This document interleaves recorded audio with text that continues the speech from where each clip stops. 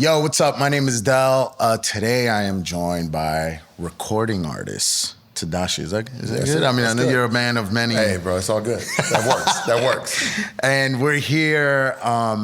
This is called a work in progress. This is the way that we tricked Andy to put out a whole bunch of songs that he didn't want to release commercially, or we couldn't release commercially for a whole bunch of reasons. Yeah. And today we're talking about a record called 1988. Yep. Talk to us about that record, man. Tell us like the whole backstory behind it. Yeah, I was born 1988, so of course it was fitting just to do that. And it was my 29th birthday, and you know what I've learned in the past is that as an artist, you create, you have inspiration, you have thoughts. And what I've done a lot of times is written them down in my phone and never gotten back to them. And so what I'm realizing more and more over time is like there's so many songs, so many beautiful ideas that I've missed, and the world has missed the opportunity for me to share them because I wrote them down and just said I'll get to them later, as opposed to just moving on it immediately when the inspiration hits. Like I got songs for my wedding that never came out, you know, and that's 5 years later. Yeah. And I just wish, man, I wish I would have put out those songs, those feelings that were on my heart at the time. So I was 29, my birthday was coming up, my 30th, and I was like, yo, I got these thoughts, and I'm talking through it with all my friends. I'm like, these are good ideas. They should come out in the world. And I was like, you know what? I'm dropping everything, I'm recording it. I want to capture the feeling in the moment.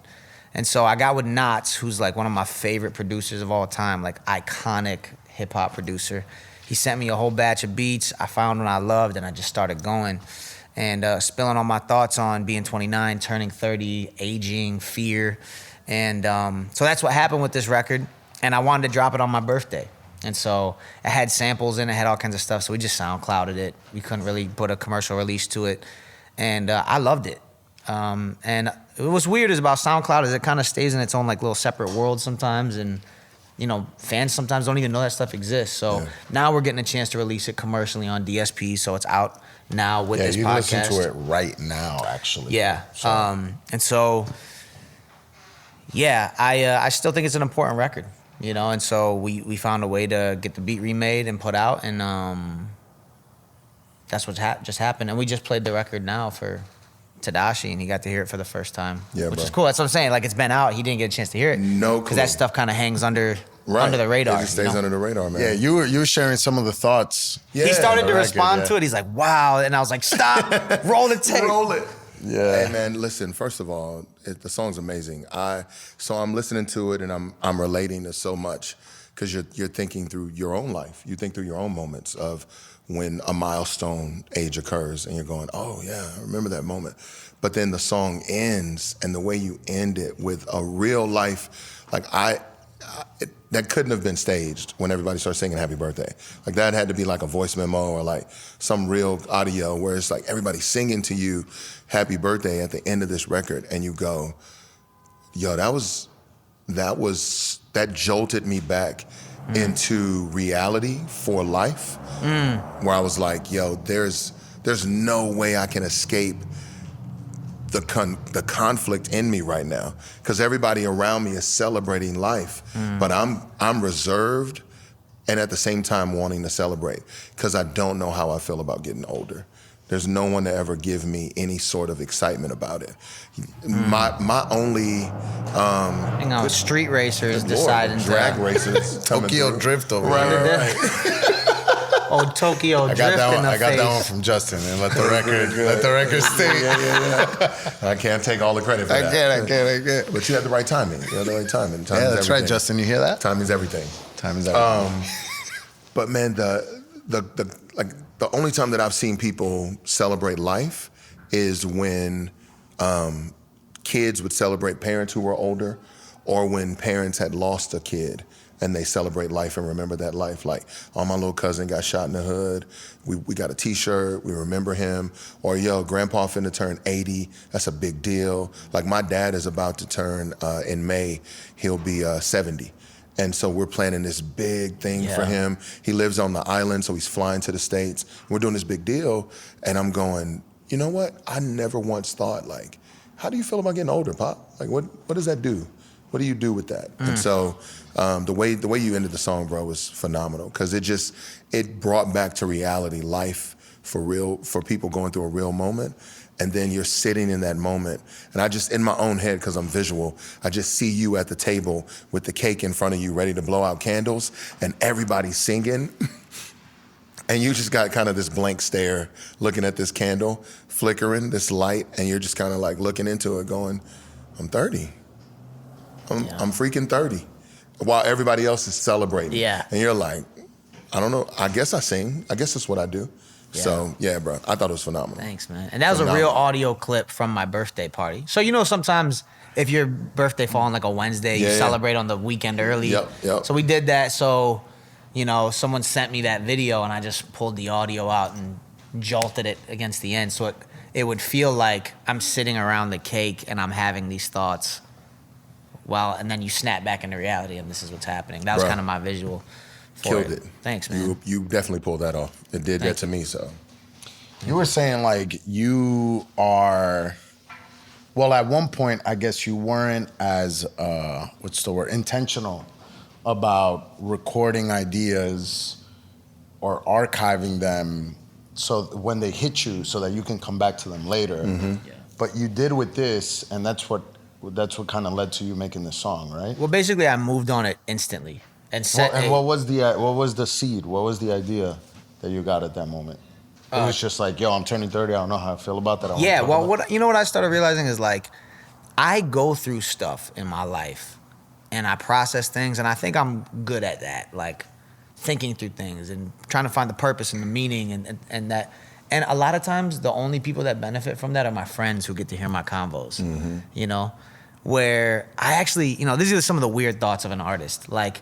People who don't have friends might be better artists because they only have their music to put that stuff in. Right. Where I end up processing a lot of my, I'm not saying that's like it's just a funny thought. Like maybe if you don't have anybody to talk to, all you do is talk to people in your music and people are like, yes. Yeah. But I actually talk through the most deep, meaningful, hard things with people in real life. So sometimes when it comes to creating music, I don't always feel the need to bring it in. And so I have to remind myself, like, oh, this is beneficial for people. I should probably put these thoughts down. And, you know, I just realized more and more as an artist, man, like, if you don't move on it when the emotion or the feeling or the momentum is there, you're probably never going to come back to it. Yeah. And that's just like this really sad reality that I'm like living with, like, okay, we got to do it now. And I've had that happen all throughout my career. Mm-hmm. Great thought, great idea, we should move on it. And I think that's why even some of this podcast and this, you know, we're opening the vaults of my hard drive and being like, all right, all these songs been sitting around for years. Let's just put them out, man. Like, let's not let those things die on a hard drive. So, yeah, the inspiration was turning 30. That's such a milestone, man. That's like, yo, I'm leaving my 20s. Like, and your 20s, especially in culture, are glorified as this, like, this is the peak of creativity. This is the peak of sexiness, your physical appearance, all that stuff. And, you know, as I started to get your closer. Sexiness peaked, what, Ben 25? peaked at 25. I peaked in high school. Second in the world. You had to say goodbye to Sexy Andy. Peaked early. Nah, I think I'm a late bloomer. There it is. Ooh, okay, I like But, Bring it back. I mean, my nickname was never Delicious, but hey. That was your nickname? Well, there was, you know, in Yes, grammar just say school, yes, there just was say a yes. group of girls that used to call me Delicious, but it was a funny thing. It wasn't anything more than that. It's grammar school. Sure it was. Innocent. It's innocent. But nah, honestly, you know, like, it's funny. I'll start texting my buddy Joel from the Weatherman, 42 North. And he's like, man, you know, he's from Philly, so he's always saying ball. And he was like, oh, ball. And he's like, I'm getting ready to turn 30. And we would just send these memes of, like, somebody washing themselves. Like, you're washed, you know? Yo, And rats. Yeah, it's so funny, man. It's like, for some people, 30 is wild old. Mm-hmm. For some people, 30 is like, you're just getting started. Yeah. And it's hard to have perspective in it, man. I remember I don't know if y'all remember this, but like when you turned 18, were you like, whoa? Or when you turned 21, you were like, it's like, yo, it's on. That's exactly what I felt. It's That's weird. exactly what I felt. It's weird though how like certain ages also bring about excitement, but like fear. Mm-hmm. Like, yo, this means I'm getting older. Yeah. Like it's moving and you can't stop it. Like everyone, if you're lucky, you're gonna hit. Yeah. You know. If you're lucky, you'll be an old bull. Yeah. Old bull. Well, you know, that's the first line of the song where it was like, I told my mama, like, I wish that I could stop it. Yeah. She's like, what's your other option? You either in the grave or you get another year, so be happy that, you know, blow these candles out, just be happy that you're here. Yeah. And I'm like, dang, getting older can feel whack, like, oh, I don't want to leave my youth. But the other option is what? What else You know? is there? What else is there? What else is there? You can only get older. That's it. And, you know, so I'm finding better perspective now through it, but. There's a perspective that I got, like you said, 18 was freedom, right? 21 was freedom with benefits. It's like, oh, I can do something with this freedom. 25, I was like, oh, I can really rent a car. We about to go out of town with this freedom. Like it was all these milestones, right? And then 30 came and I was like, this is cool, but I don't know how to feel for real. Like, it's like is all the good days, are they gone now? Is that what it is? Yeah. And I was like, who do I talk to about this? Who do I ask these questions? Because I don't know who's gonna be able to explain it in a way that I can get excited about this. And I talked to a friend of mine in Memphis, and he said 20 is the 20s is the age where you think you know it all. 30s are the age where you feel the pressure to match what you said you knew. And then 40s is the age where you realize, I'm good. I'm just gonna figure it out and make it happen. Yeah. And he said a lot of his peers, this was an older dude, I think he's like 60 something now, but he was saying to me like, man, I just now stopped feeling like I had to win the rat race. And I can just enjoy my family. I can just enjoy what I've done and then walk graciously into whatever's coming. Because in the song you said it, like this is gonna end. Life is gonna end. And so I can't just pretend like time is not gonna keep going without me. Someday that's gonna happen. But it's just that hard reality to face. It's harder when you're ideally, statistically, I guess, you're further away from it in your 20s than you are moving forward. So it's harder to think through and care about, you know. So. Yeah, and I gotta tell this. I have a story. Is that what you were hinting at? I have a story of how like. So let me tell this story. It might take a second, but. So at 29, I was doing I think the Friends and Family tour, and like I think I had maybe just turned 29, something like that, and like I was having all these like thoughts about life. When my mom was alive, she told me like 30 that the same thing happened to her. She was like, man, it was a really weird time because you're leaving your 20s. And so she was like, nah, Andy, that's normal. Like to feel this fear of the next stage of life. But I had all these like existential thoughts. Like I was having these moments where I was going, not only are we here for a blip of time, but in a lot of ways, it almost doesn't even matter. And like, so that can sound messed up unless I explain it, but I'm like, all right, I use this example. I said, there's a TV hanging up right here. Who invented the television? Do any of y'all know? Bob Television. He from the. This brother said Bob. Right. Hold on. Nobody in here, even the producers, nobody knows. Television, anybody? Listen, nobody in this room. Sam Song. It's not bad, actually. It's not bad. That's a good one. This man is crazy. Here's the crazy piece, right? Nobody in this room knows who invented the television, but we have one every single place that we go. We got air conditioning going on in here. Nobody knows who that guy is. But there's a refrigerator over there. There's these lights. There's all these things that we get to benefit from in this world right now. And we have no idea even who these people were, but they made monumental contributions to the world. Yeah. And now they're already forgotten. Already gone. And so what makes me think that I won't be forgotten just like everybody else? And I referenced the Beatles in that record. I said, remember the time the Beatles said they're more famous than Jesus? Yeah. I think it's funny because some people didn't know who Paul McCartney was till he made a song with Yeezus, but millions still gather on Sunday. I saw comments when Kanye dropped that record, 4, 5 seconds, right?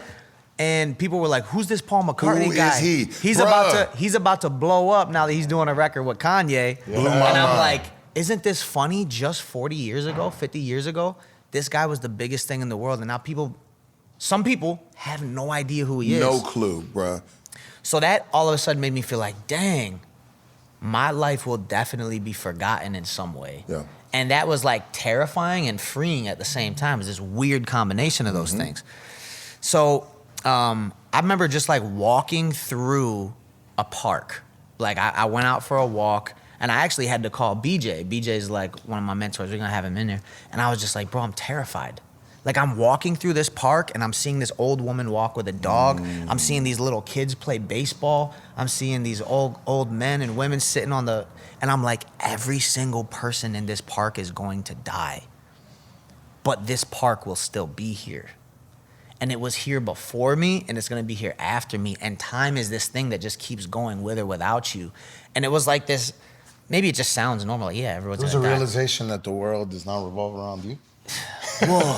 In a way. Well, no, but it's a realization, and that's close though. Of I the think that's brevity close. of life. And here's what Yeah. happened. When I thought every single one of these people is gonna die, Yeah, bro. including myself, all of a sudden I was having this crazy moment where I was like, why do we fight each other?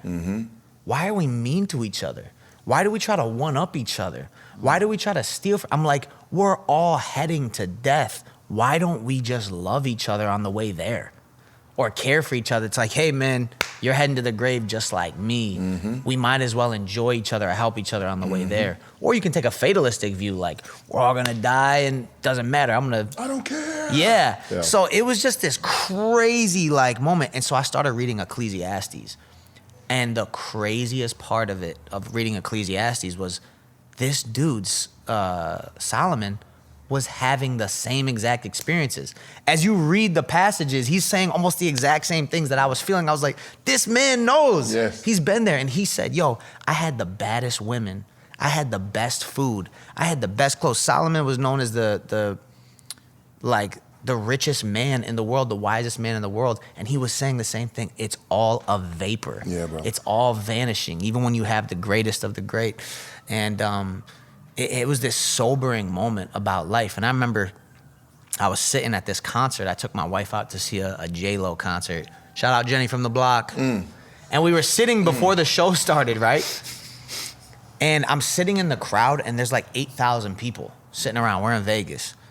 And the show's not started yet, but everyone's sitting in droves. And I was having one of those moments again. Every single person here is gonna die in the next 60 years or so. Okay. It's bugged out. That's what it is, a little bugged out. But go ahead. It is like nobody's gonna be here in 100 And years. Andy, just for the viewers, you don't partake in drugs. I do not. Not even recreational. Just correct? ayahuasca one time. I'm just playing. No, this is just. No, this is just like, yo, But you're it's realizing processing. mortality. Yeah. No, I think that's great. And I'm realizing why all these other artists have songs about these topics right around the same age. J. Cole, Kendrick, Mortal Man. Like Man's they were my all joint, in that yeah. same age bracket when you really start thinking about Yeah. this stuff, because you're not a kid anymore, but you're not like old. You're like, yo, I'm coming into this The adulthood. veil is being. It's like, lifted. you're gonna die. Yeah, bro. What are you gonna do with the time you got left? It's like, Yeah. yo. So I started having a panic attack. At the concert. At the concert. I was like, People like- are like, wow, this guy's a big J-Lo Yeah, fan. yeah, huh? he's- He's like losing He's it. losing it. it's getting steamy for J-Lo. And I started having this panic attack, and I text my boy, and he said to me, just one of the things that was the most like calming thing to me, he said, man, if we didn't have death, we wouldn't know how precious each breath was. Like, death is the reminder that the moment that we have right now is so good. Yeah. And that it's so valuable, but we take it for granted. So like, if you know it's coming, like this moment right now means literally the world. And so what are you gonna do with it? You know, so I feel like I'm getting into the deep end, but those were things that really brought me into all these thoughts, into these feelings that I wanted to communicate in the record. So that is where I was, right? I'm turning 30, and I'm around people who are both older and younger in the city we live in. And so the older people are like, hey, way to go, Buck. You know, way to go, buddy. And the younger people are like, hey, I got a cane for you, got a cane. Yeah. All the jokes come out. But in my heart, I'm nervous. I'm a little anxious. I don't know what, because I am feeling the pressure of, well, what am I doing with my life? What am I supposed to be doing with my life? And you know, I'm already doing music. I'm already doing things that some people would say that's amazing, either because I do what I love and I get paid for it, or because I'm traveling the world, whatever the case may be. People will go, no, it's amazing that you get to do that. But there was still this random feeling of like, have I done enough? Am I doing enough? What else could I be doing? And the pressure just kind of hits you. And what I've learned, even as I've gotten older and those years keep coming, it's the reality of what you said in the song. Like, time's gonna keep going whether I'm here or not. It is going to happen. Mm-hmm. My realization was, we were actually in New York when it was still the Best Buy theater. Yeah. And we were walking around before the show, and somebody stopped. It was me and Cray and Trip, and somebody stopped us and was like, hey, are y'all on a sports team? Do y'all play sports? And we were like, no, we don't do that. And they were like, oh, okay, we were just wondering. And then one guy said, no, I know your face. To Craig, you're famous. And he was like, nah, none of us are famous, man. Watch this. And he stopped like 10 people. Hey, do you know who Lecrae is? Do you know who Tripley is? Do you know who Andy Mineo is? Do you know who Tedashii is? And these people just kept going by like, nah, excuse me. Trying to get somewhere. No, I don't know. And then it turned back and it was like, hey, man, see? And just kind of moved on. And I remember thinking like, man, that's really how life is gonna be for most people. Like, you're here and then you're gone, and only the people nearest to you knew you. And so the pressure came, like you said, of, well, what's my contribution gonna be? What am I gonna be known for, remembered for? And then it hit more when I was like, but I don't even remember my great-grandfather's name. Straight up. Like, I'm here worried about contributions for my name's sake, and I'm like, I don't even remember my own blood relative. I'm here because of them, and I don't even remember their name. I know little to nothing. It's great to hear you say that, because that was my experience. I felt like you were starting to really get a grasp of your mortality, but I remember, correct me if I'm wrong, you were also kind of like happy about turning 30, which was very different for me. Like, I didn't, it was like 2011 when I really started developing a Christian faith. Mm-hmm. And before then, I had that understanding, and that's why I was like, oh yeah, if you don't leave a legacy, like, then you are mortal. Like, immortality to me was like achieved through work, through like great works and through like contributions through work and impact in the world. But when I turned 30, man, it was hard for me, because I realized that I had expected certain things to be in my life that were not present yet. I expected to be further along in a lot of different areas. And I was almost like, if I could stop it, I would have. Like, straight up, like, chill. Actually, let's roll it back. And I remember always telling people this. My wife would always be like, yo, don't talk like that, man. Yeah. You know, our wives are like so wise, man, because she's right. But I would be like, man, I feel like where I'm at now, like, I should be turning 25. And there's a lot of, obviously, complacency. I don't agree with complacency, but not when it comes at the cost of contentment. You know what I mean? And I think what it was is I wasn't grateful, and I let my ambition get in the way of my gratitude, and it blinded me to all the great things that were present. Good. And also, man, there's just like a lack of trust there. It's funny, if we could look back, hindsight is 2020. Bet you if you look back, you see like why, like everything makes, a lot of things make sense. You're like, why was I there? Oh, it makes sense. Yeah, you're like, oh, well, of it. course. And like, even myself, I know, I'm always like grateful that certain things didn't happen when I was younger, because I knew what my heart was like back then. Now, once again, hindsight is 2020. I'm like, oof, Like if I would have had those things, man, like I would have just never yeah. discovered a need for God. Because the more success that I was gonna be surrounded by, the more that I would just grow in my self-sufficiency and in my self-confidence to a unhealthy point, because those things in and of themselves aren't bad. Right. But just, I would never ever have a desire, you know, I can say that confidently in myself. Like had I been like wealthy, really successful in my work, I probably just would have never even knocked on that door, looked for those things. So, you know, it's encouraging to hear you say that as somebody else that experienced that, because I really haven't met too many other people, believe it or not, that were like, man, it was hard for me to turn 30. And like, I can say that. Yeah. I almost don't want to say it, like I'm being vulnerable, because people look at you and you're like, oh, you're washed and you know it. You know it. Yeah. Not, so one thing you know? said that made me think, I remember I learned about this, and this was a thing that helped me wrestle well with this. It was a phrase that a buddy of mine shared called prolonged adolescence, right? Like for me, and this is just me walking through my own life. Everybody has their own experiences. But for me, growing up without a lot of male role models, without someone to really kind of lead and direct and guide me in my adolescent years, I found myself in my 20s still living like a teenager without a lot of direction and aspiration beyond what I was given through television, film, culture, you know, and the close friends I had at the time. And so in those moments, it was fun. It was still fun to do certain things. And it wasn't until I looked up later that I could look back on life. Like I had a professor in college who said, hey man, you have a job? I said, yeah, I got a job. He said, I want you to do me a favor, save $200. Can you do that?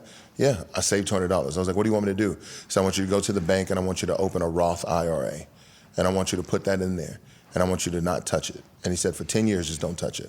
Then when you turn 30, then I want you to start adding $100 at a time. And he was giving me game financially. But I was such an adolescent in my mind. To have $200 was the world. I was like, bro, I just saved $200 because we going out to eat. I'm not saving this money for whatever. I just couldn't get what he was telling me because I didn't have the mindset yet to see it. And so you look back and I go, man, I kind of, do I regret that? Do I not regret that? But ultimately what it showed me was there's a point of awareness that you got to have as you process and grow older. You got to be able to see yourself fully and embrace that. There is no, the one thing that I'm starting to realize, there are foolish things we can do, but right or wrong can be a trap. It can be a prison for people, man, and it makes you feel like you're not doing something well because somebody else is doing that thing, and it'll eat you alive. It's weird, man. Like, I don't think I was ever like a comparison person because usually like I was the first one amongst my friends with like a job, with a car. So like I didn't really struggle, or maybe I don't know how much I struggled from, you know, looking at my next Left door or right. You know what I'm saying? It was more like these expectations I had for myself that I think were informed by these definitions of success. I grew up with ideas written down like, yo, when I get this age, I'll be this. I'll be married or I'll have kids. And then I hit that age and I was like, I'm not married yet. But if I went after marriage because it's on my paper, then I'd have ruined somebody's life. Right. So I was grateful at that moment that I had the wherewithal to go, not ready for this. Let me chill. We'll come back to this. But I just knew for myself, I'm going to end up in a place far worse if I try to force the process. And I had to be honest, you know, and a lot of friends that I have that I've had conversations with, we've had discussions about prolonged adolescence or with not having examples of people who grew older, who we could look to pull from. And so there are these moments where you kind of go, well, I got to kind of wing it and figure it out. So for me at my age now, I'm going, there's still some winging it a little bit, but it's not aimless. Right. It's definitely not aimless. Before, I think it was winging it and there was not really an aim other than what the day brought me. But now I'm like, no, there's got to be an aim, because we're not here forever. You know, it's That's not great. given, bro. Let me know if you guys relate to this, because this is something I found in myself. Okay. I found that I took a lot of pride in being the youngest person in the room. Yep. And being the one that is surrounded by older people, like, I've had like things that I was doing for work before. I was literally the youngest and like the top like salesperson. Yeah, that's a badge of even honor, though I'm bro. the youngest. That's a badge of honor, Yeah, man. and this is what happened, yo. I went from always being the youngest in the room and getting pride from that to now almost always being one of the oldest in the room and feeling like shame. Yeah. Where I'm Yeah. like, Yeah. wait, what am I doing with all these young balls over here? yeah, yeah. You know what I'm saying? And like, Young balls. and I realized like, and now mind you, I get to talk a lot about this stuff because I am at a place right now where I'm like, man, you always hear people say like, yo, and usually your most effective, like fruitful years are in your 30s and 40s because like you've really like matured. And now, and a lot of like artists, a lot of their prolific works happen in this range. So I'm like walking in like excited now. You know what I'm saying? Yeah. But It took a second to get there. It though. took a second took to a get there. second. And then also though, I want to know if for you guys that ever happened where you were usually the youngest people, you took pride from that, and then you literally find yourself on the complete opposite side of the spectrum. No question. I was for sure super young. I was signed a record deal the day I got out of college. I signed in the same month I graduated, and then I came on the scene, and my first album did 30,000 units in the first week, and it was like, Yeah. 6 months later, I dropped another record that was just digital and did almost 30,000 records because we tried to put it out so quick. And it was like, yo, got in with Sway, got in with everybody. And it seemed like every week something obscene was happening. It was like, yo, the following week, my Neverland album comes out. I go to thisis50.com to do an interview with Jack Thriller, and 50 Cent is there. And he's like, hey, what's up? And Jack Thriller's like, yo, he got the #1 album on iTunes right now. And all of a sudden, 50 Cent is like, come in my office. And I'm sitting down in 50 Cent's office for 2 hours talking about music and life with this guy. And I'm like, how did this just happen, right? Imagine me, though. I'm like 25, 24. Yeah. This is all happening. Yeah. And I'm like, yo, what? How am I sitting here with, like, my high school idol, you know? And we're just, like, shooting the breeze, you know what I'm saying? He's like, yo, come over here, let me show you this music video I'm working on it. And I'm like, yep, just hanging out with 50 Cent. This stuff is happening quick. So, you know, I had like, you're just enjoying the ride, you know what I'm saying? Young. And then, you know, it's just like, where do you go from there? Right. Like you either continue to exponentially grow, which is a very difficult thing. And there's so many things that are out of your control, like timing, the marketplace. You know, there was also a sweet spot right there where it was post CD, but pre-streaming. So if you wanted an album, you had to buy it digitally. And so in that little gap, those monies and those sales were going directly to us. And it was just like, gone. So now, you know, your stream is worth nothing. Nada. You know, and there's so much access to music. It's just a different time. So it's like a lot of those things were out of my control. But I was definitely the youngest guy. I felt like, you know.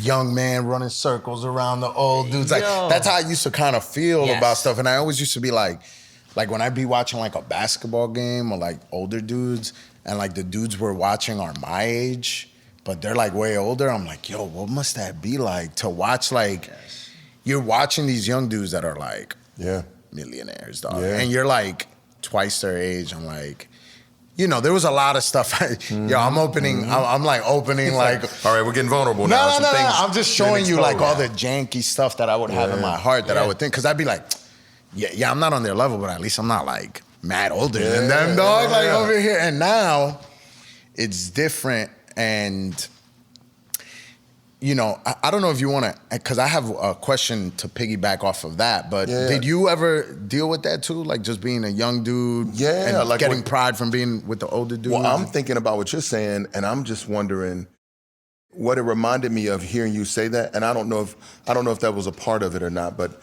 it reminded me of like Napoleon Dynamite when my man played football. His uncle played football in high school, and that's all he lived for was high school in the field with the camera, throwing the ball at the mountains. Watch this. I could toss a pigskin. I forget his name right now, Uncle something. But I'm like, I think there was twofold for me in that regard. Like it was definitely being the youngest at one point and going like, I remember going like, I was a freshman and made varsity football. I was a freshman and was like running circles around dudes. My first attempts at most of anything I did athletically, I was just as good, if not better. So those things were real badges of honor. They were moments of pride.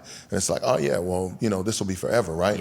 It'll be forever until I step on a court and then somebody is 10 years younger and they're like, here, man, let's go, check up. And I'm like, well. They dunk on you? No, first. Game blouses? I ain't even got time to get dunked on. My man went by me and I was just like, well, time for me to sit down, sub. Who gonna sub in? Bro, it was embarrassing. And you just kind of go, wait, does this really happen? And I just remember the words my mom would say to all my cousins who were older than me but younger than her. And she'd be like, just keep living. Just keep living. And you realize, man, there's like Solomon, like you said in the book of Ecclesiastes, every position in life has a season. And that season leaves. That season's gone. Like I love springtime, but winter's coming, you know, no plug for anything specifically. But ultimately I'm just like, man, there's definitely that reality that we're not raised to think. And then on top of that, it's hard to see because in your youth, there are so many fascinating things. There are these things that you see that are phenomenal about life, but you end up realizing real quick, this is a different season now. I gotta adjust. So I just went to go see the Hawks play San Antonio. And so I'm in the arena watching, and Vince Carter's playing for the Hawks now. And so, you know, that's from my era. Like that was from when I was growing up with like, oh, I'm a fan. He's a star. And LaMarcus Aldridge is on the court making people look like little babies. Like it's ridiculous how good he is. And Vince is, you know, trying to guard him, but at some point as he's bodying with him, he just kind of steps back and he lets him do a drop step and he dunks and gets the ball and he goes out of bounds and then he goes back and plays offense. And I can just see him, you saw him give up ground. And I was like, I mean, he's 43 or 42 and retiring. Yeah, that makes sense. You're not 29 and in your pride ready to battle LaMarcus Aldridge on the block. It's a different game for you now. Then he came down court, 3 passes later, caught the ball, made a 3, and went back down the court. And I was like, oh, his whole game is different. He's contributing differently. You have to see it that way. You've got to learn how to adjust. And I think it's also important to note that setting milestones and having goals and is not in and of itself bad. Right. You know, like, that was the thing that I struggled with, that I used to tell my wife. I was like, man, I just feel by now I should be here. I should have this in line. And I think the fact that I had those things in my mind as like just markers, it's okay. Yeah. It's not necessarily bad. Like to be like, yo, by the time my child is this age, I want them to have these, I want to have these things in place for them. It's not bad. I think when it doesn't happen though, and your response is self-deprecation and shame and like all this stuff, I think that's when it becomes bad. And you know that the thing was more than it was. I want to ask this last thing because I don't think we have too much time.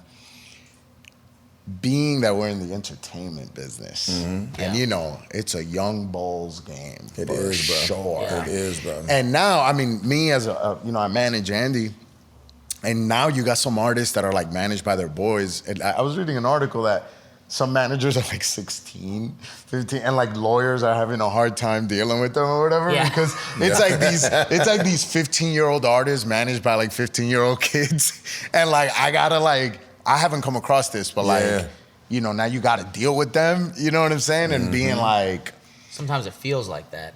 Sometimes it feels like we're dealing. You're still dealing with it. They're like, no, but 15. But 48. This Why? is like a young boy's game, and if you're like Lunatic. if you're a rapper and you're like 30, people are like, "Oh, dude, you're done." Like it's over for you. When you have like a new generation coming up that are so young. Yeah. How have you guys walked into that, or aging as rappers? Unfortunately, like there's a conversation we were having yesterday. Fortunately, hip hop is aging and gracefully. Like you got Jay, you got Nas, you got so many artists that are like still relevant, still influential.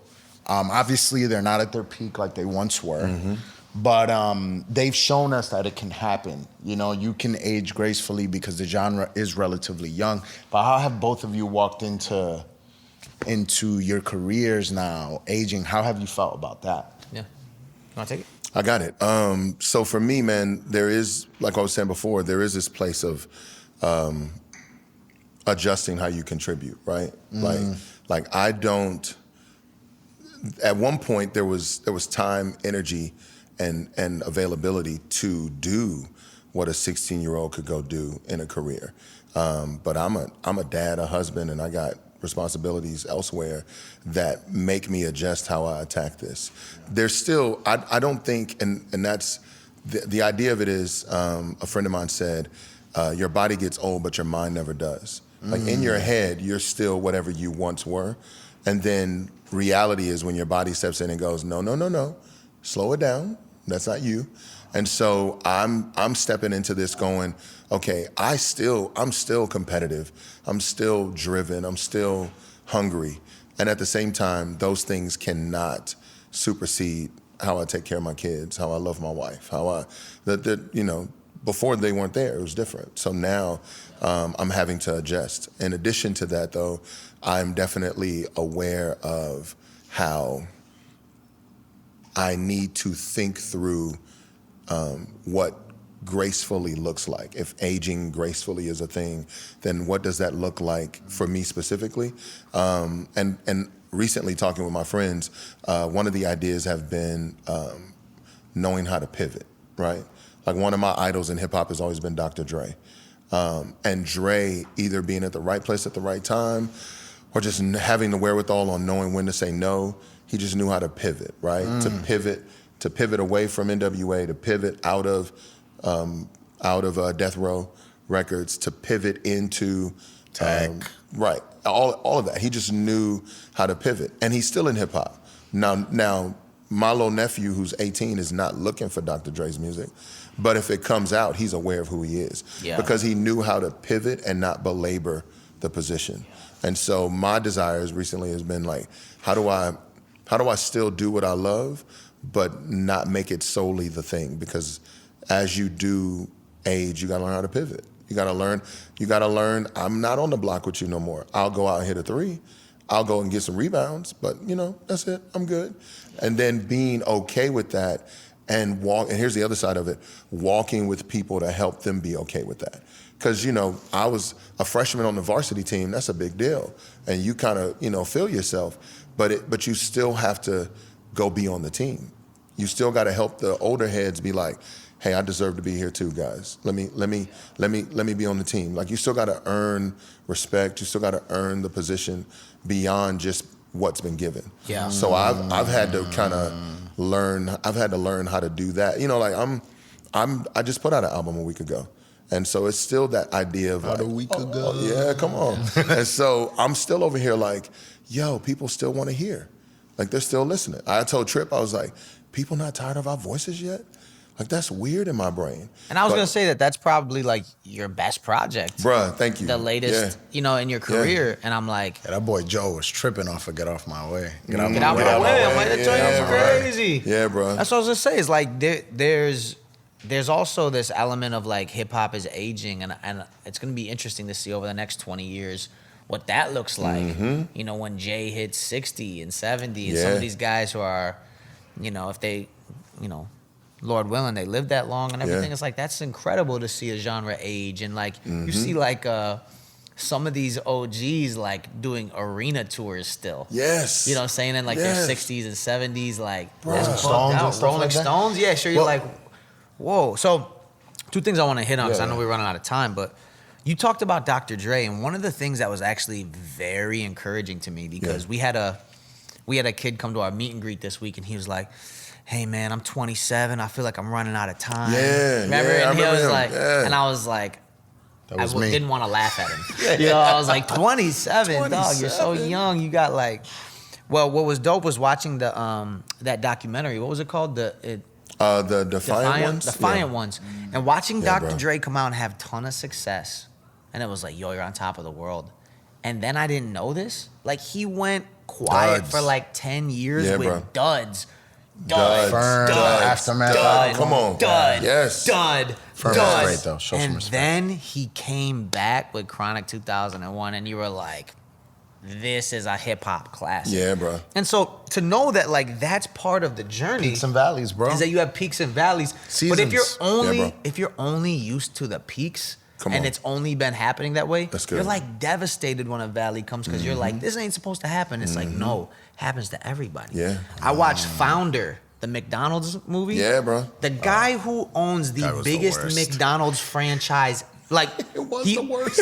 It was crazy, right? He was the worst. It was the that guy. worst. The guy who owns McDonald's and franchised it become like the biggest company in the world, period. Dude was selling milkshake machines at like 55 years old. Yeah, bro. And that's when it turned on. Same thing with Kentucky Fried Chicken. Bourdain. Like, Bourdain didn't find his Bourdain. success Bourdain, till late yeah. in life. And what I realized is like nothing is wasted with God. Like Yeah, bro. all the experiences up to those points when you have your moment for whatever it is you're gonna do, Yo, they're and meant to be there. everybody has their own path. Their Like own some path and their own people time. at 10, they know what they want to do with their life. And so because they have that singular focus, at 17, they're getting a record deal. Some people don't start really seeing success in what they want to do. 40s, 50s. You remember the Ivan Ramen episode in Chef's Yes. Table?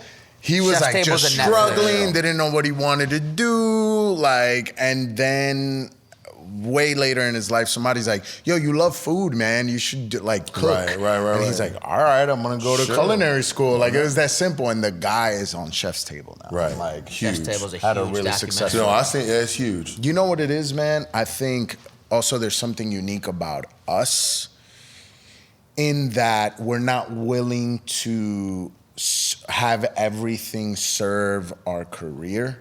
Because of our worldview, we really strive to have the correct priorities and things. So I was speaking to Tim recently, and he's like, look, man, you like Andy, there's gonna be a lot of stuff that Andy's doing now that the second he has a child, he's just not gonna wanna do. And it's the same thing with me. Like if I was managing Andy when I was 25 and single, all his tours, I'd be like, yo, I'm going on the whole tour, bro. Now, I'm like, all right, bro, what are the important dates? All right, LA, this, I'm gonna hop in and hop out, bro, because I don't wanna leave my wife. Like, Yep. I don't wanna be away from her for too long. Like, I'm already world, seeing bro. it, and I don't You have gotta kids. adjust. I don't have kids, and there's already wild things that I'm like, I'm not willing to do that. Versus young and single, it's like, oh, bro, I'm down to go on tour all year and be home 3 days. Like, are you kidding me? So there's a lot of things that we're not willing to do, and more, what I'm learning from this whole conversation is that I think the key to aging gracefully is, because I think ambition is good, but the key to aging gracefully is contentment and humility. Gratitude. It's like being grateful for, and then having to, because that's what you explained about Vince Staples in your, Vince Carter in your illustration. Yeah. There was a humility to be like, hey, bro, I'm not gonna try You to got keep it. up with You you. got it. And there was a contentment for like, this is the role I play now. And I think if you could get those two things while not sacrificing, and because I think it's good, man, and I think that in your 30s and 40s and 50s and 60s, there's still so much you can do to impact the people around you, the Yeah. world. And I think it's good to work and continue to work and keep mastering and honing your craft all the way till you can't. Yo, Picasso at 90 was still going hard, pumping out works and works and works. Yeah. I think that is so admirable. But I think contentment and humility is the key to aging gracefully. And if we have both, man, turning 30, turning 40, It turning won't 50 matter. is going to be a Bro. It won't delight. matter. You what you said earlier was good about. Earlier, not what I just said. No. What you Thanks, said just man. now was Ah. mediocre. It was a little mediocre. It was kind of fortune cookie, but You didn't even say I'm joking either. No. Nah, okay. New York. You said shame. Yeah. Bomb on him. But you spoke about shame earlier, and everything you're saying, I'm just thinking through the shame that people feel, man, when it comes to getting older. Because, bruh, when you look back and go, oh, this is the last time I'll be in my 20s, there is no going back. It's a rude awakening. And then you fast forward a few years, and for the ones that are unfortunate enough that maybe they have to have this lifestyle where you go, okay, now I've hit this age, but there's no one here. I've outlived them all. Oh. That was my uncle. I talked to him and I said, what's the hardest thing? He, military vet, he fought in the Vietnam War, did 2 tours of that. He came back, he worked at, he was a ophthalmologist. Then he went and he worked at a college, and then he retired from it. So he has 3 retirements. He's 80, he's about to be 81. And I was like, what do you deal with? And he was like, I'm the only one left. It's not fun being the only one left. Remember at one point you were proud of that? Like, I'm the only one, I'm running circles around these older, and he's like, I'm the only one.